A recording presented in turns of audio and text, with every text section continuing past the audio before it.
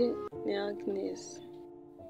Mu buzima busanzwe ndi umukobwa utagize icyo abuze, haba mu buryo bw'amafaranga cyangwa ibindi byose nkenerwa. Nakuranye na mama, papa we yazaga rimwe na rimwe, ariko agahinda mfite n'umubabaro n'uwo natewe n'ababyeyi banjye. Mama yarandoze, ubu sinshobora kubyara.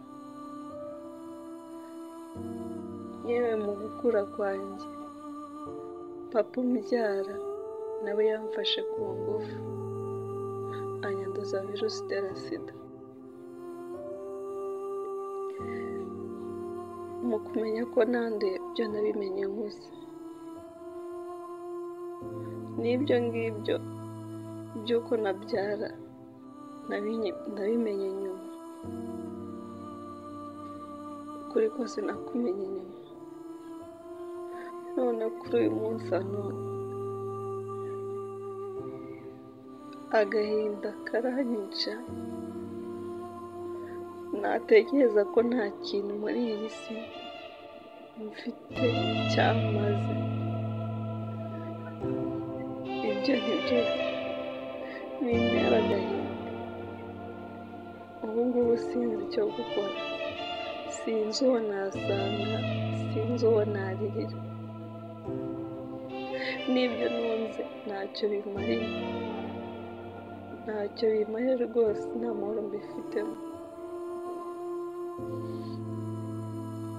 Ubu nanjye sinzi icyo gukora pe, nababeshya.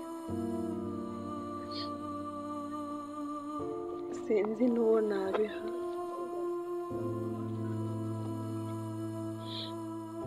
Sinzi n'umumaro mfite kuri iyi si.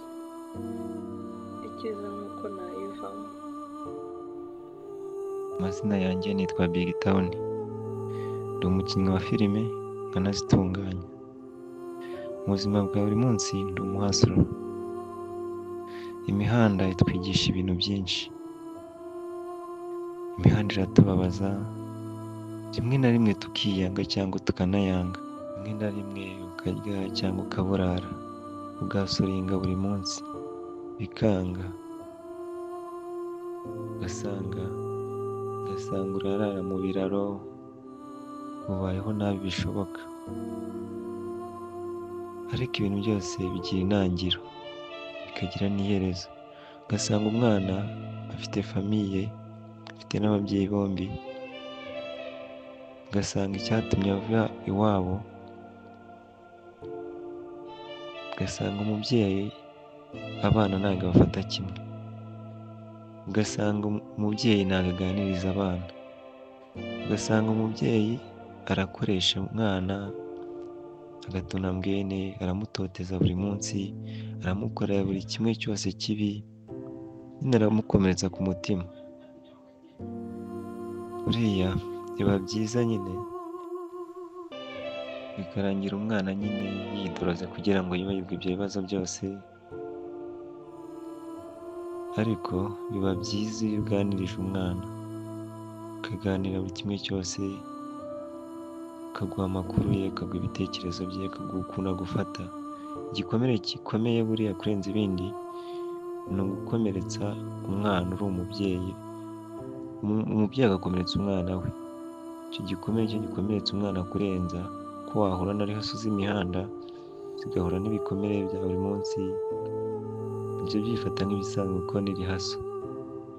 Ariko icyo gikomere cy'umubyeyi kukibagirwa biragora.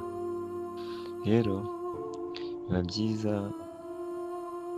nyine ababigenza uko nguko bisubiyeho, bakaganira n'abana babo bakiyunga, kuko iteka utariyunga n'umwana cyangwa umwana atariyunga n'umubyeyi ntabwo ajya atuza muri we. Ushobora kugira ibya mirenge, ukagira buri kimwe cyose umuntu wese yakwifuza, ariko n'ubundi ntubyishimemo kubera nyine cya gikomere wakuranye. Ukaba ufite ikintu cyose nyine umuntu wese ukeneye, bikarangira n'ubundi nakwishima, nyine ukumva ubayeho nabi kandi ufite buri kimwe cyose. Rero nabagira inama yo kujya muganiriza abana banyu, haba hari ibitagenda nyine mukaganira bikagenda neza. Murakoze.